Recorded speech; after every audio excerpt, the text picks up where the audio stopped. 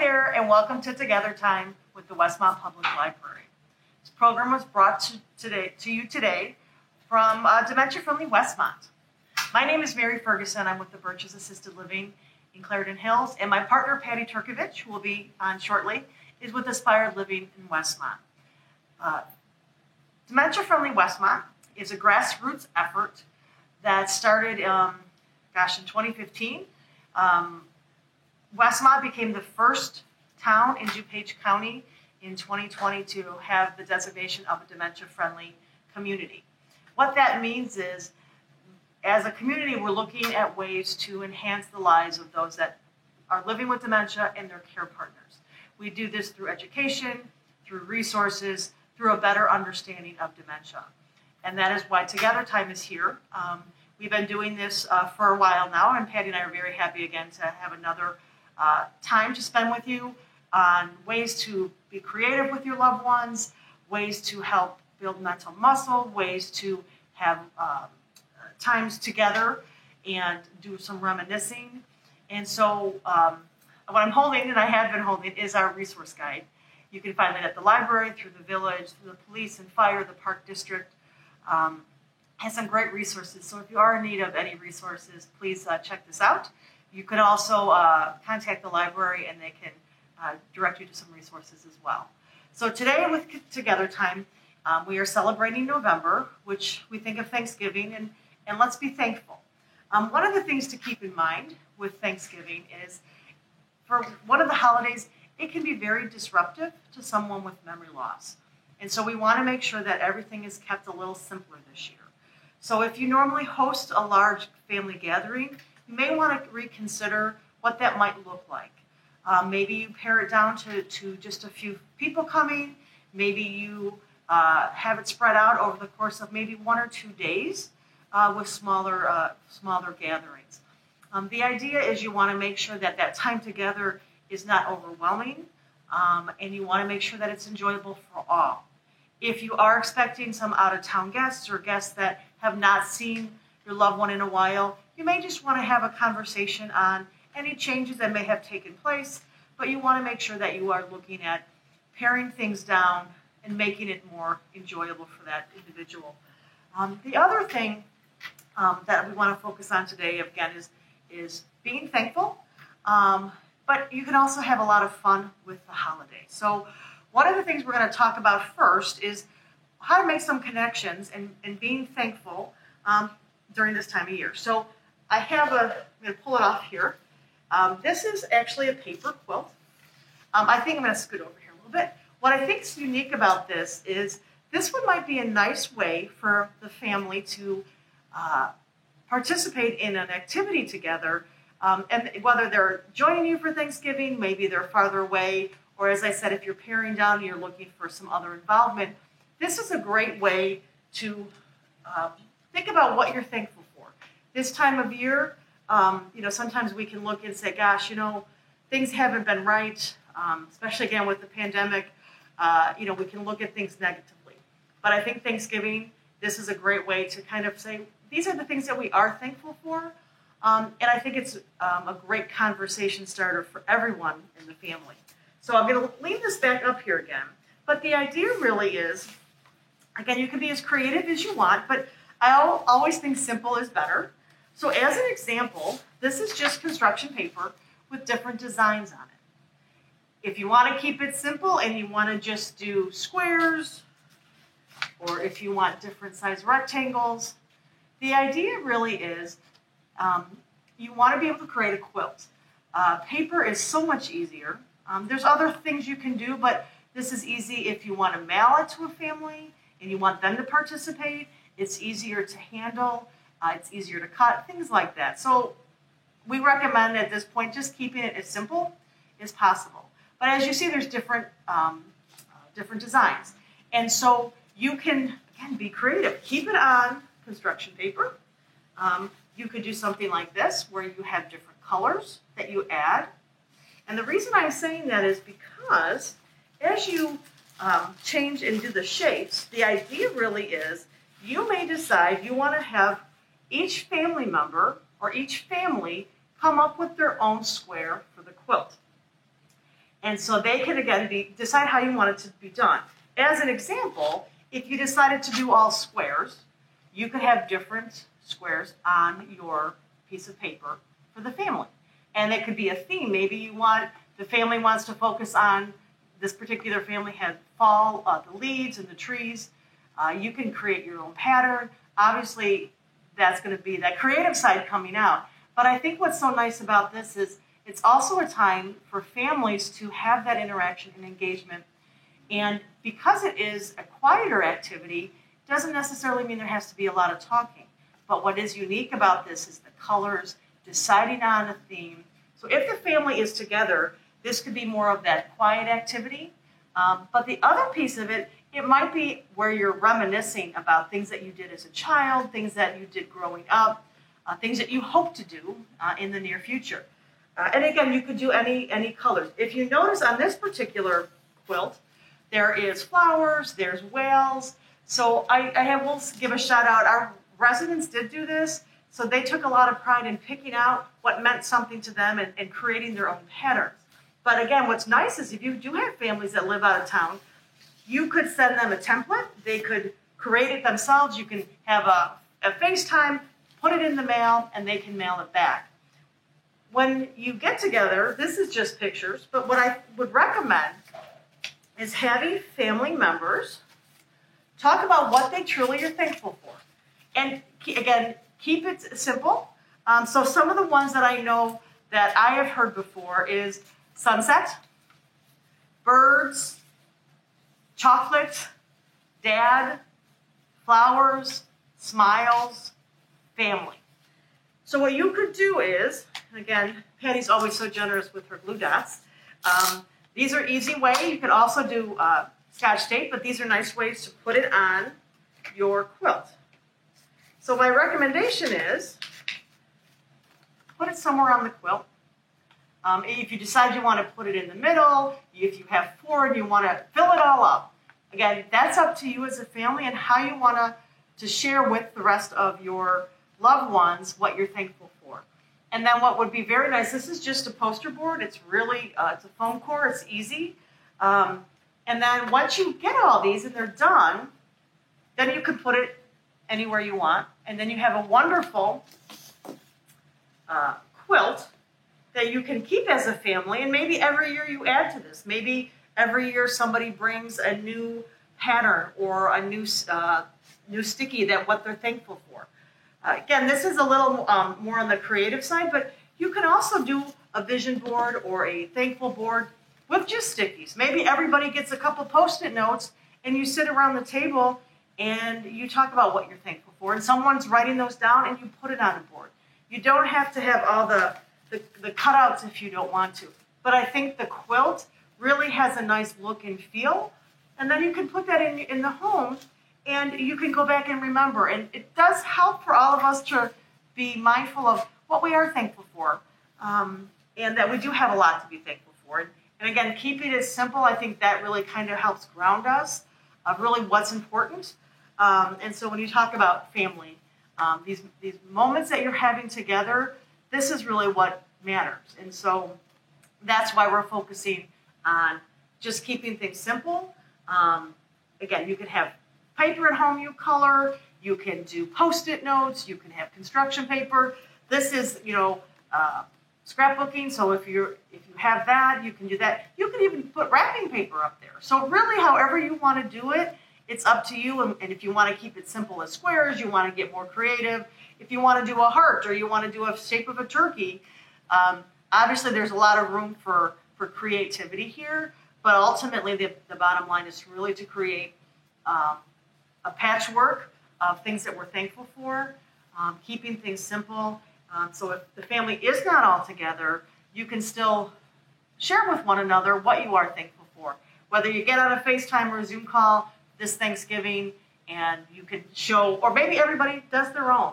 Again, that's up to you, but hopefully that gives you some ideas on ways to spend time with families, doing things that are simple, but certainly are appreciative. And again, it always generates wonderful conversations, wonderful stories, and most important, memories that that'll last a lifetime.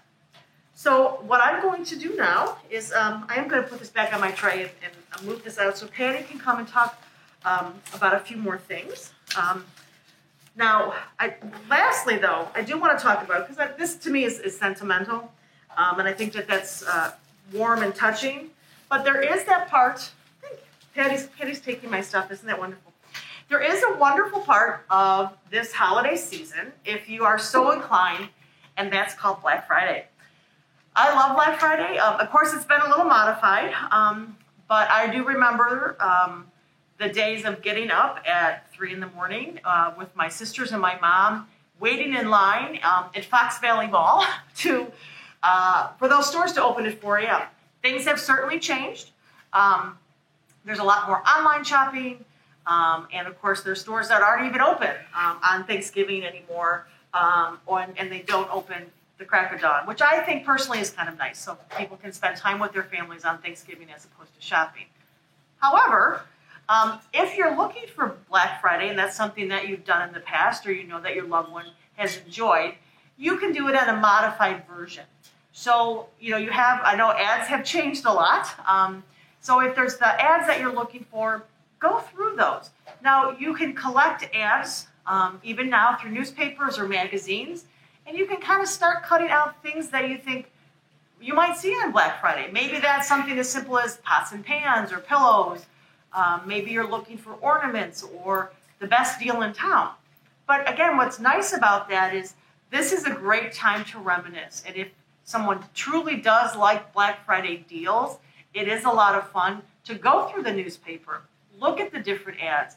I know for me and my family, right after dessert, we get up from the table, our husbands and our sons clean up, and we go sit in the other room and we plan our strategy on what we're going to do.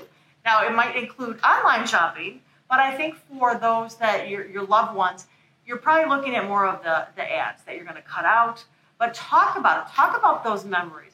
One of the fond memories I have with my mom was JCPenney used to give out little snow globes, and you had to be one of the first 100 people there. Well, God bless my mom, because she would go, and she was always a good talker, and you were only allowed one snow globe, but at the time she had 4 grandkids. So she somehow managed to get 4 snow globes every year that they did that. And that was a fond memory for her to talk about. And she was very proud of herself, and she does remember that. And so we do too. And so those are wonderful ways that we can reminisce about past Black Fridays. And then again, the strategy, the laughs, the frustrations, standing in line and still not getting that gift that you thought that you wanted, or the hot gifts of the year that maybe you missed out on, or you were lucky enough to actually find and surprise one another. So with Black Friday coming up, be mindful of that. Be mindful of, let's talk about the strategies we used to have. Let's cut out coupons. Even if you don't plan on going shopping, it's a great activity. It's a great way to remember the times that you did have. Because if you've done Black Friday, like I have, it's a very fond memory, and you want to keep that going. So in the heart of Thanksgiving and trying to be a little bit more light, I am going to turn it over to Patty. She has some interesting things she wants to discuss. And have a wonderful and very happy and safe Thanksgiving. Thank you. Patty's going to be here in just a minute. Thanks, Mary. So Mary definitely gets the prize for the biggest prop that we've used all year so far. I'm Patty Turkovich. I have been working with Mary on this project since the very conception of it. It feels like a year ago we started talking about it. And now that we're in November, November to me is probably the most beautiful time of the year. I love the fact that it is about reflecting and being thankful. We can very easily look at what we don't have, what we want, what we miss, but to actually have a moment to sit back and be thankful, to eat good food, be around friends, family, loved ones of many, many different parts of our lives. It just gives us that moment that we all need to reflect. So I love the board that Mary was talking about, because it does allow us to have that moment to reflect, and then a great memento after the holiday is over. So what I am here to do is to talk about, and just briefly, we're going to discuss more in December about what you should be thinking about come this season. For a person with memory impairment, it's always important to think about where are they in the stage of their disease. Because if I'm in advanced stages and I've got this whirlwind going on around me, chances are I'm going to feel really overstimmed and start feeling anxious, and that's going to make it very quickly into a very unhappy holiday for everyone. So always be in step, monitor how you think your loved one is handling the situation. Always know wherever you go that there is a safe room that you can go to. So if they are starting to feel anxious, this room is quiet, calming, and they can just be there and relax. And there's never anything wrong with saying, you know what, I think it's time to go. And maybe someone else in the group gathering will say, you know what, you stay, I'm going to take them, and you enjoy the rest of this. And, that's the important part, is having a strategy and knowing what you're going to do. The other thing I want to talk about is inclusion. Because as we get busy, as the holidays start ramping up, and as Mary talked about, they loved Black Friday. I hated everything about Black Friday. I would avoid the stores, and there was only one time I ever went out at crack of dawn to venture, so you know how long ago that is, to get something for my niece and nephew when they were little itty bitties, and they were the only place that was going to have it. The things that I sacrificed for my niece and nephew, and I tell them that all the time too, I might add. But all of that fun aside, we have to look at what we can do to help someone feel part of the process. And as I said, as we're ramping up the holidays, we're focusing on all that we have to get done. It's very easy to set someone aside who isn't initiating and pushing themselves into being part of the process. So it really falls upon us and our surrounding support system to look at what can they do. So a simple thing that will allow them to be part of the holiday season, the holiday table. And I realize many of us like to set a table and have it be pristine and perfect. I ask you the question, does that really matter? Is it about having family together and being part of the process? Is that more important, or is it having that pristine look? If you're more open to the idea of everyone comes to the table and brings what they can, I encourage you then to find a way for them to do something to help create your table settings. Mary had created this little turkey, and she got creative, painted it. She touched it a little too soon before it dried, but that's the trick with styrofoam. But then also used tape. This is your classic hand-on. You trace your hand, cut it out, different colors of paper, so you kind of give it that turkey feel. Google eyes. Who doesn't love googly eyes? They're probably one of my favorite things that you could do to add on. And a very simple little snip of orange to create the nose. But what you can do to really augment this is to have, if you want to pull out those leaves that we used a while back, take some of these, and you can also use these in the background for their turkey feathers. The other thing that came to mind is that you can also, using a black marker or using a piece of paper and taping it to the leaf, you can also create this to be your table settings, the names on the tables. So you can actually just write on here with the black marker. You want to get fancy, get a piece of paper and put it on there. But then you can just augment it and have it added on to your little turkey, or you can use them in the background and have the name on that, so then people know where to sit. And how wonderful would that be for everyone coming to the table, recognizing that mom, grandma, grandpa, whomever created these, and how special that is that it has our name on it. Again, some people don't appreciate that kind of sentiment. I do. Knowing how hard it is for someone to do anything when they have memory impairment, something like this would be something that I put on my shelf for a very long time. So just one idea. Another, if you wanted something a little more elegant, just grabbing a flower. You call it elegant? Hey, there's There's nothing wrong with this. This is beautiful. It's handmade with love. You don't need anything more than that, Mary. You're right. I had to correct her. Sorry for that, folks. So the next thing is that if we have any fake flowers sitting around, this is another thing that's very simple. All you have to do, get a piece of paper, print the name of the person who's going to sit at that table setting, and either glue dot it, tie it on with string. I can't find the beginning of this, but I rummaged it out of Mary's stuff. But just take a piece of simple string, and they've now participated in helping create a lovely table setting for you. And again, it's all about being part of. Who wouldn't be proud of saying, you know what, and look at this is what Grandma made for the table. Everyone will or should be, and if they don't, they should be ashamed of themselves, but they should be honored that they have that loved one take the time to take and make something for them. So just a thought, include. Maybe they're the ones that can slice the pie the best. Maybe they're the ones that are going to dollop out the whipped cream for the pie. Find a way for your loved one to be part of that process. That's really all I'm saying on that. So the last part that we're going to share as I stretch across the table, there are many traditions that we use at Christmas time. And I got to thinking, well, why aren't we incorporating some of those traditions for Thanksgiving? So I did a quick search online, and our good friends here at the Westmont Public Library also ran to their shelves and pulled out some books for me. But how wonderful, depending on your age range within your family unit or whoever is at your gathering, to have your loved one maybe read a story to the children.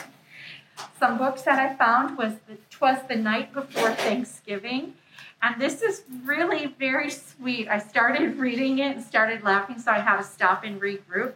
But it starts off with, 'Twas the day before Thanksgiving, and all through the trees the fall leaves were spinning aloft in the breeze. So for people with memory impairment, we can read through end of life. We just need the fonts to be large enough, clean enough, so that our eyes can detect what the words are. For a loved one with memory loss to read this to your grandchildren, wonderful.